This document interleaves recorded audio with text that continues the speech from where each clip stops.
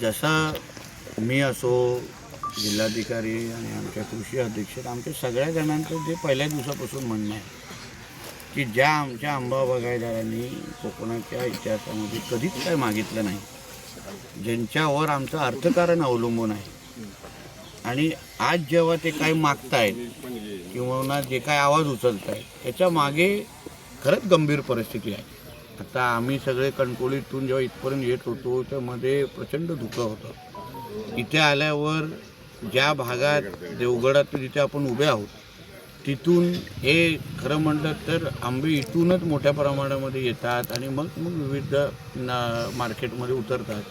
आता इथलीच आपण ही कॅमेरा म्हणून कॅमेरा घेऊन सगळीकडे फिरलात, जी काय परिस्थिती दिसली ती अतिशय गंभीर परिस्थिती आहे.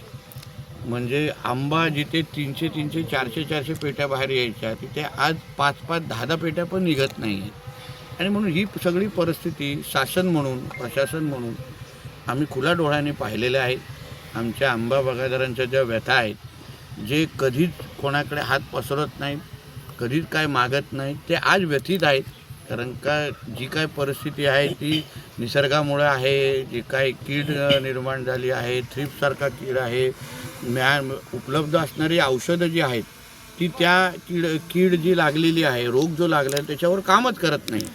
आणि म्हणून ह्या सगळ्या परिस्थितीवर सरकार म्हणून आम्ही त्यांच्याबरोबर उभं राहणं हे आमचं कर्तव्य आहे. आणि त्याचसाठी आज आम्ही आमदार, मंत्री, प्रशासन म्हणून आम्ही का मंत्रालयामध्ये बसतो, का विधिमंडळात बसतो, की ह्या आमच्या लोकांना आम्ही आधार दिला पाहिजे, संकटामध्ये त्यांच्याबरोबर उभं राहिलं पाहिजे, ह्याचसाठी आम्ही त्यांचे सेवक म्हणून तिथे बसतो.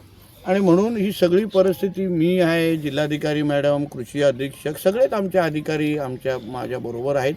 आणि आज ही परिस्थिती पाहिल्यानंतर शासनाशी, मुख्यमंत्री कार्यालयाशी योग्य पद्धतीने माहिती तिथे पोचवणं, जशी मागणी जास्तीत जास्त मदत, जेणेकरून ह्या सीझनमध्ये जे काही नुकसान झालेलं आहे ते भरून कसं काढता येईल, ह्यांना शासन म्हणून ह्यांना आधार कसा देता येईल, त्या दृष्टिकोनातून आता आम्ही पावलं उचलणार आहोत. शासनाकडनं यापूर्वी देखील मदत मिळाली, मात्र ही तुटपुंजी आहे आणि आपल्याला मदत मिळते ती पुरेशी नाही असं सांगत त्या दिवशी देवगडमध्ये सुद्धा एल्गार मेळावा झाला आणि त्याच निमित्तानं 12 तारीखला आता हे सगळे जे बागायतदार आहेत ते आंदोलन करणार आहेत. काय सांगा? एक लक्षात घ्या, अशी परिस्थिती तुम्ही माझ्यापेक्षा आजूबाजूच्या बागायतदारांना विचारा. एवढी गंभीर परिस्थिती अगोदर झालेली नव्हती. परिस्थिती होती, कधी कधी आम्हा लोकांना पाहिजे तसा आंबा भेटायचा नाही, पण ही परिस्थिती अतिशय वाईट आहे. आणि म्हणून आता आदरणीय गोगटे साहेब पण इथे आहेत, सगळे प्रमुख आंबा बागायतदार आज इथे ह्या माझ्याबरोबर आहेत.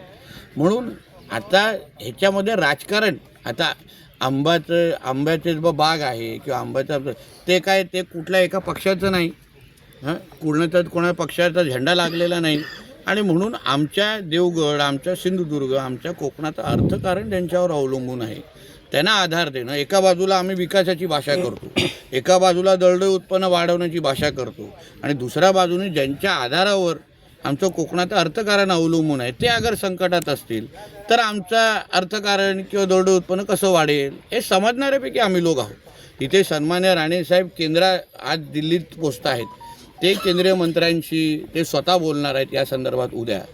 आम्ही उद्या अधिवेशनात मंत्रालयात गेल्यानंतर आम्ही स्वतः मुख्यमंत्री साहेबांशी असो किंवा कॅबिनेटमध्ये परत एकदा त्या गोष्टी घेऊन एकंदरीत ह्या परिस्थितीवर मात आपल्यातला, जसं मी काल पत्रकार परिषदेत बोललो, एकच सिंधुदुर्ग म्हणून आपल्याला करायला लागेल. हा कुठल्या एका पक्षाचा विषय बिलकुलच नाही, होणारच पण नाही. ज्यांना आंदोलन करायच्या लोकशाहीमध्ये त्यांना स्वातंत्र्य आहे, पण ह्या आंदोलनाची ही परिस्थिती नाही. एकत्र म्हणून आज ही परिस्थिती सरकारपर्यंत पोहोचवणे, सरकारकडून मदत आणणं, आणि सरकार म्हणून आज आम्ही फील्डवर आहोत. आज आम्ही लोकांशी बोलतोय, संवाद साधतोय, आणि जास्तीत जास्त मदत. बघा, परिस्थिती गंभीरच आहे. कमी तुटपुंजी मदत देण्याची ही परिस्थितीच नाही, आणि स्वीकारणार पण नाही, आणि आदरणीय मुख्यमंत्री त्या विचारायचे पण नाहीत. आणि 85% नुकसान झालेलं आहे असा अधिकृत रिपोर्ट आमच्या कृषी खात्याने ऑलरेडी सरकारकडे दिलेला आहे. आणि म्हणून सरकार म्हणून आम्ही अलर्ट आहोत, आणि मदत ही चांगलीच मिळणार. ह्यांना परत उभं करणं, आधार देणं हेच सरकार म्हणून आमचं काम आहे.